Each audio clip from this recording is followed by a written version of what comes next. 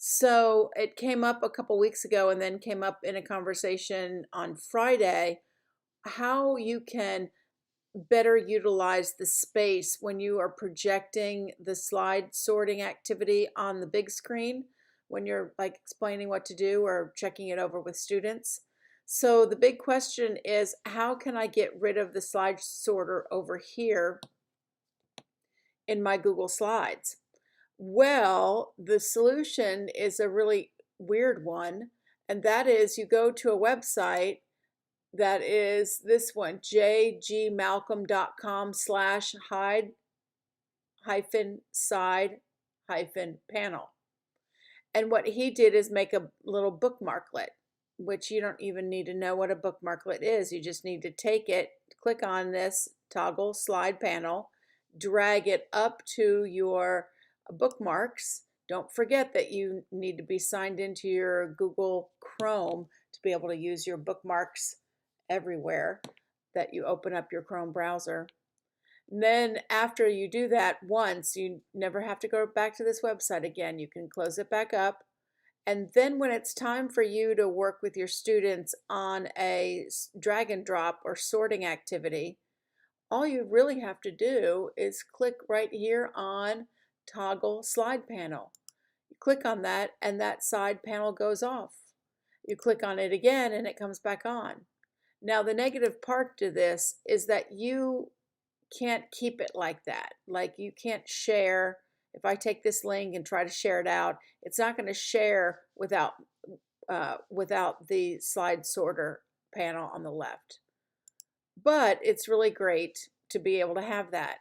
It's awesome, as a matter of fact. That way you're hiding those extra slides, even like some of the direction slides. But I'd like to introduce another idea.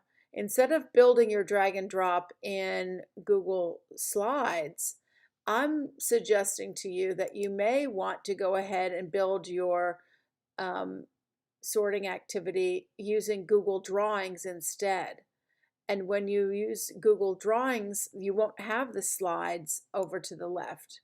This one just has a directions panel, but I can just delete that. That was created by the person who created this particular Venn diagram. And by the way, his name is Eric Kurtz, and you should follow him. He's got some great content. So that's what I really would encourage you to do, is to go ahead and avoid this completely, and to go ahead and do the Google Drawings. Now, if you're a person who's wondering, like, how do I get to Google Drawings? Well, you're going to your Google Drive, then you go to New, and you choose More, and then you go to Google Drawings. And when you go to Google Drawings, or you choose Google Drawings, then you end up with this. And what this is really a blank sheet of paper.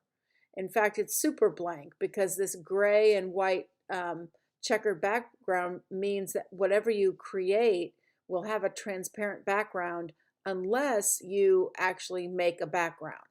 So one of the most, the first steps you do, of course, is to name it. But the second thing you would really want to do is, if you don't want it to be having an invisible background, you want to go ahead and put a background on it by putting a picture or just making a shape. Let's a rectangle like I'm making right now. Click and drag,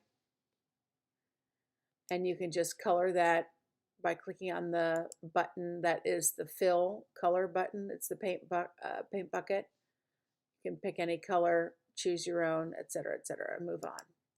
And that's another way to make those drag and drops. Now, I do have a couple other videos. No, not a couple. I have one more video that helps you understand how you can lock down images in a Google Slides, but it's the same idea that you would do with this Google Drawing, where you would basically take a picture, lock it down, and then the kids wouldn't be able to move the items around except for the little boxes.